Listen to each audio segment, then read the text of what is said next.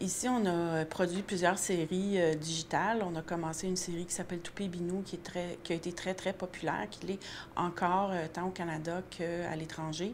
On avait produit digitalement avec After Effects. Ensuite, on a fait une autre série sur Flash pour Télétoon, toujours en animation, bien sûr.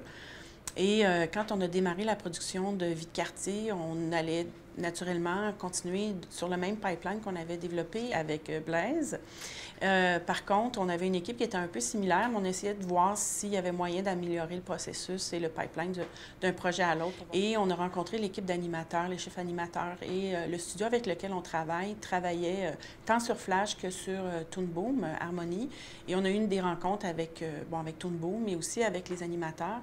Et on s'est rendu compte que les animateurs auraient aimé travailler sur Toon Boom plutôt que sur Flash, parce que ça donnait une flexibilité plus grande à certains niveaux.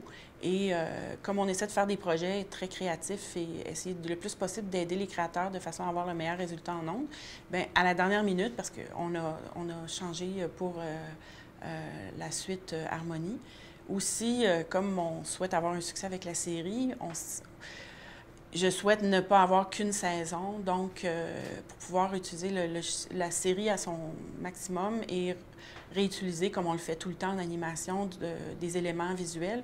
Si j'utilisais un logiciel tel Harmonie, bien, ça me permettait de valoriser les éléments créés dans la saison 1 dans les années subséquentes. Puis comme c'est un logiciel qui m'apparaissait intéressant à moi et aux créateurs et aux artistes, je me disais, bon, c'est peut-être le bon moment d'aller vers un logiciel qui a été vraiment créé pour les animateurs.